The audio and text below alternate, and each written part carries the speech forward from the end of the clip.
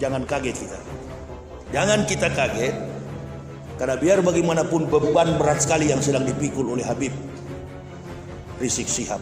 Habibana, bukan beban yang sembarangan. Kalau cuma kelas-kelas ustadz-ustadz seperti kita ini, mana mampu pikul beban seberat ini? Gak bakal mampu. Perjuangan beliau ini sama dengan perjuangan para nabi-nabi yang dulu. Dihina habis-habisan, dicari kelemahannya habis-habisan. Kita semua berdoa.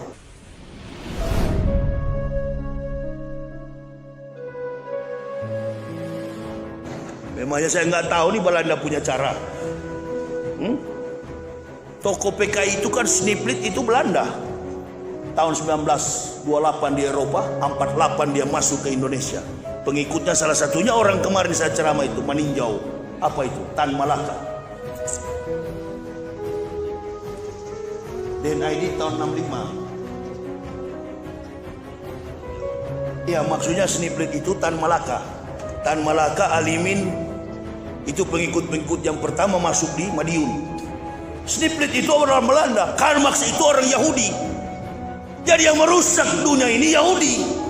Musuh yang paling besar umat Islam adalah Yahudi. La tazidana as-sadanasi adawatan lillazina amanul yahuda walladzina asyraku. Yang paling keras yang kamu dapati permusuhannya dengan orang-orang beriman adalah Yahudi dan musyrik. Siapa musyrik itu? Kafirun, Kristen, Hindu, Buddha, dan lain sebagainya. Kalau kita berkelahi sama-sama Muslim, kita saling singgung. Ini apakah boleh rekonsiliasi untuk baik-baik kita? Nggak bisa. Kalau watak memang pengecut, watak pengkhianat memang pengkhianat. Penjilat kotoran kafir, tetap penjilat. Cobalah dakwah yang sejuk, cobalah dakwah yang lembut, cobalah dakwah yang dingin, cobalah dakwah yang tenang. Kalau mau dakwah yang tenang, kita harus bersatu. Maka tidak ada lagi dakwah yang meribut. Kita bukan ribut, kita mencari solusi bagaimana Islam ini tegak di masa datang. Tapi kan dibantah-bantah, dan sebelah sana ada pihak lain. Bahkan siapa Gus Nur itu orang Jawa dipenjarakan hanya karena tersinggung. Nah, ini urus Papua sekarang ini lagi bergejolak. Hidayat Nur Wahid sudah berdoa, mudah-mudahan Banser berangkat ke. Jangan ketawa kasihan nih.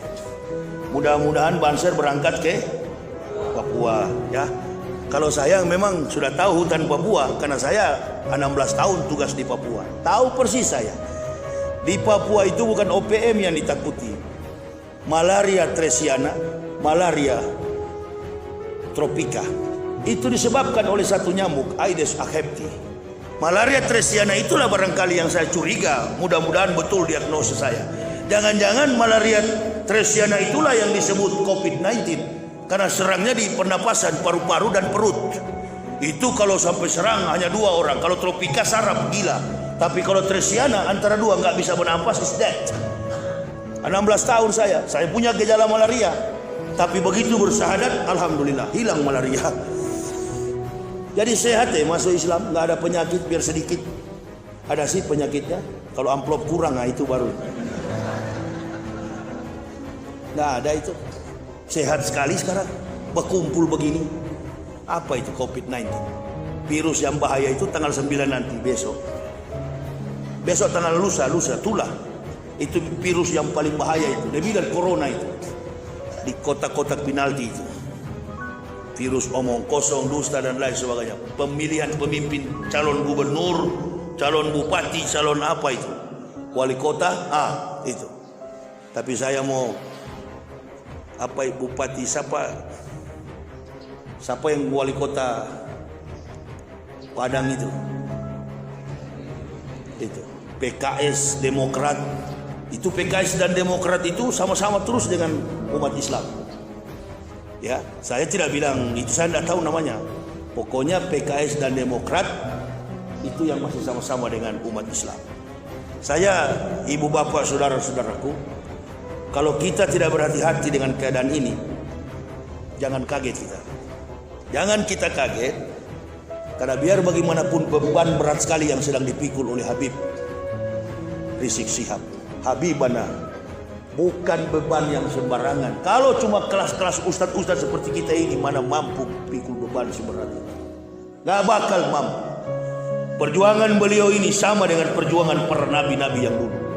Dihina habis-habisan, dicari kelemahannya habis-habisan. Kita semua berdoa, minta kepada Allah, ya Allah, benteng kekuatan kita, orang tua kita, ulama kita, panutan kita, orang yang senantiasa menjadi contoh dan teladan dalam kehidupan kita setelah baginda Rasulullah sallallahu alaihi wasallam.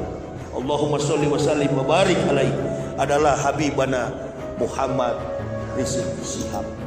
Itu yang menjadi teladan kita. Makanya saya bilang kepada UAS, kepada Tengku, kepada Ustadz Zulkifli Ali, siapapun ustadz-ustadz, siap-siap sudah, kumpulkan jemaah kita, pengikut-pengikut kita. Bila tiba saatnya, daripada kita ini, anak cucu kita nanti jadi korban, kita korbankan diri kita demi pertarungan bagi agama ini. Allahu Akbar. Kita perjuangkan agama ini. Nggak apa-apa, kita di baris paling depan, jamaah di belakang. Kita maju ke depan. Jangan kita di belakang, ustadz paling depan, jamaah di belakang, baku hantam kita. Kalau memang sudah tiba saatnya. Itulah sebabnya jamaah, iman itu harus dibuktikan dengan perbuatan. Saling menyayangi sesama muslim di dalam masjid ini, pupuk persaudaraan ukhuwah Islamiyah yang kuat. Akibat itulah kafir melihat, oh ini ada retak, ini ada lubang, dia masuk ke dalam. Dia masuk ke dalam. Oh ini ada lubang, dia masuk ke dalam. Caranya bagaimana?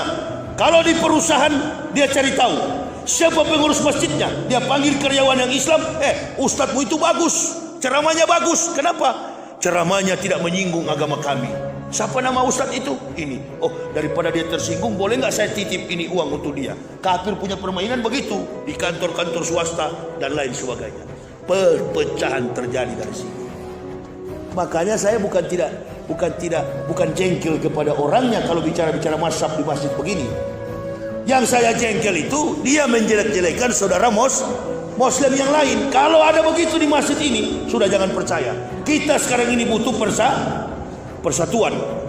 Kita bangun kekuatan. Tidak apa-apa dari Sumatera Barat, dari Bukit Tinggi. Karena disinilah lahir para pejuang-pejuang. Disinilah lahir para ulama-ulama besar. Allahu Akbar. Orang Sumatera Barat mempunyai darah perjuangan. Kami juga dari Manado begitu, punya darah perjuangan.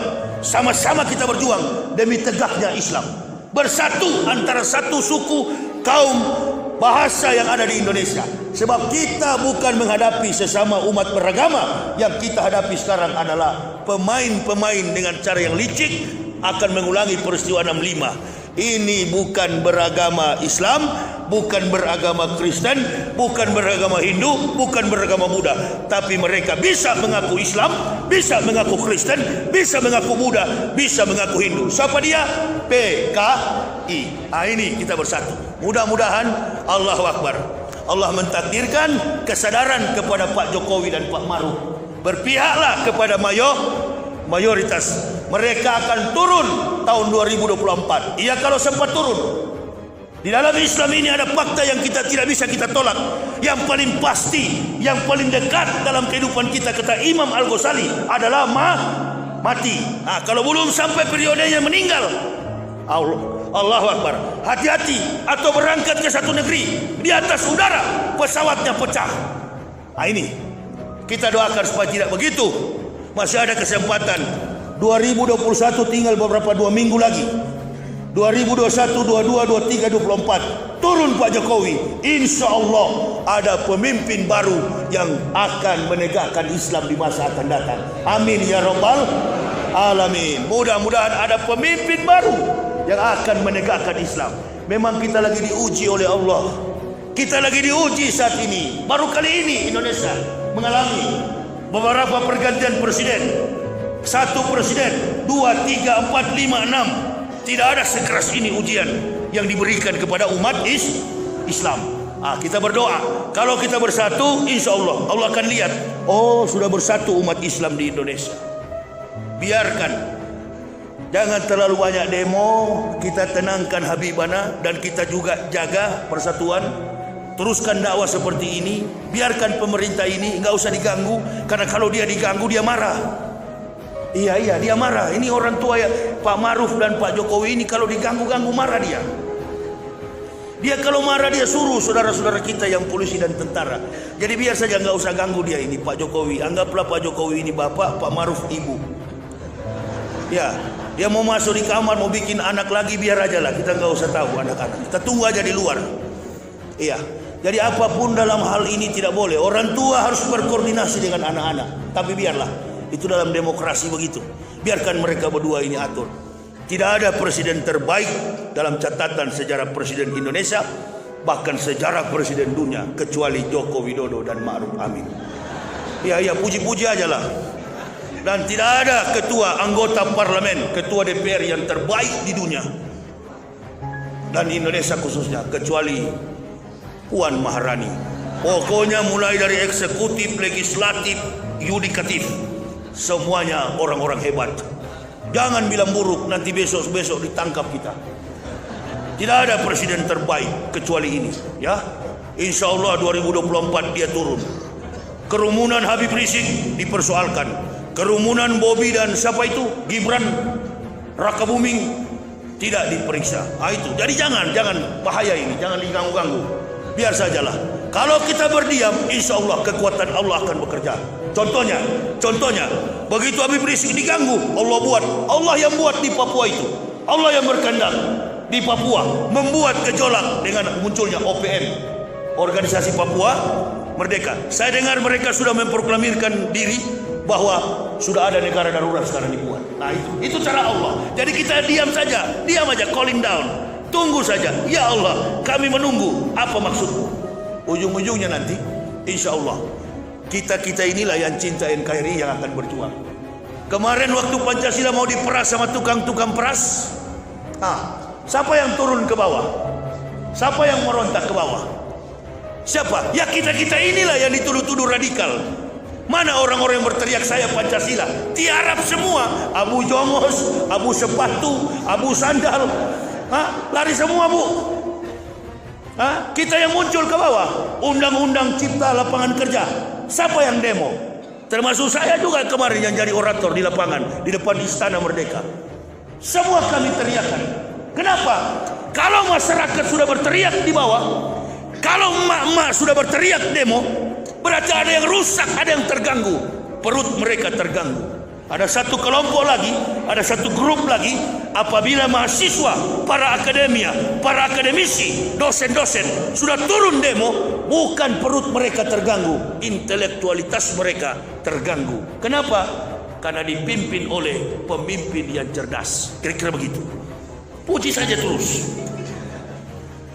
Presiden terbaik, saking terbaiknya tiap hari masyarakat ribut. Ya, kita minta kepada Pak Jokowi dan Pak Maruf, Pak Jokowi, berpihaklah kepada kami yang mayoritas ini. Kenapa? Kami bukan minta dikasihani, kasihan nanti bapak berdua. Kalau sudah turun dari kursi presiden nanti meninggalkan legacy yang buruk, kesan yang buruk. Kami nggak perlu dikasihani, kami apalagi di Bukit Tinggi, masya Allah, saya berapa hari di sini kenyang terus. Masih banyak makanan di kamar itu. Betul apa betul? Antum berdua ini yang jadi catatan sejarah panjang nanti. Ingatkan begitu saja. Mari kita bersatu dengan pemerintah supaya kelompok bajingan penjahat yang kecil sedikit orang ini, komunis ini merasa tersisi. Ciptakan dakwah begitu supaya dia tersisi. Bahkan saya sering tantang, jangan si Ali Jaber yang kau tikam, tunggu pengajian Yahya Waloni. Kalau ada di sini coba suruh ganggu sekarang. Karena saya hantam dengan mic di kepala ini, hantam dengan meja ini. Saya waktu si Ali Jaber ditikam di Lampung, besoknya saya ceramah di Lampung 1 minggu. Tapi kiri kanan di perut saya ini pisau dapur, pisau. Kau ganggu bala-bala di situ kau. Paling 10 tahun masuk penjara. Kan bukan membunuh, bukan pembunuhan berencana, tapi diserang. Artinya pasal bela diri. Kau robek-robek kau di situ. Iya, di mobil juga pedang hampir 2 meter. Cegat baku hantam kita. Itu kalau memang Islam sudah mendarah daging di dalam jiwa kita, yang ada bukan hidup, bagaimana mati besok, husnul khatimah. Saya kira Ibu Bapak itu yang bisa saya sampaikan. Ini sudah siang, insya Allah di lain waktu kita jumpa kembali. Mohon doa bagi kami sekeluarga agar tetap kami senantiasa ada dalam ridha dan ampunan Allah. Insya Allah kami akan perjuangkan agama ini sampai titik darah penghabisan. Allahu Akbar. Dengan satu prinsip orang Melayu, lebih baik mati berkalang tanah daripada hidup bercermin bangkai, busuk kemana-mana. Tapi dengan cara begini, hidup bercerminkan kekuatan kekuasaan Quran dan hadis, harum di hadapan malaikat dan orang-orang mukmin. Mudah-mudahan pengurus masjid, badan kemakmuran masjid, seluruh imam-imam dan seluruh jamaah sehat walafiat, dijauhkan dari pandemi COVID-19, dijauhkan dari virus apapun, disehatkan badan, dipanjangkan umur, ditambah-tambahkan, dilapangkan rezekinya oleh Allah Subhanahu wa taala. Saya kira ini yang bisa saya sampaikan. Mudah-mudahan manfaat dan dapat memberikan kepada kita motivasi dan keimanan baru untuk kita senantiasa. Satu hal lagi jangan lupa, kita bersatu. Kita bersatu. Dalam doa kita nanti di tahajud malam, ya Allah, kami minta umat ini bersatu. Singkirkan para penjahat, singkirkan orang-orang yang tidak bertanggung jawab, yang mengadu domba kami dengan pemerintah. Seburuk pemerintah, kalau dia jolim, nanti di puncak kejoliman itu akan membawa dia pada kejatuhan. Biarkan urusan kami para pendakwah itu. Ibu bapak bersatu saja dan berdoa. Bila satu waktu diminta untuk berjihad, maju. Jangan pernah memperhitungkan badan kita, karena tujuan kita hidup adalah mati di jalan Allah. Barakallah. Terima kasih atas segala perhatiannya. Mohon maaf atas segala kekurangan kami. Usikum wa nafsi bitaqwallah. La ilaha illa huwa 'alallahi falyatawakkalul mu'minun. Wassalamualaikum warahmatullahi wabarakatuh.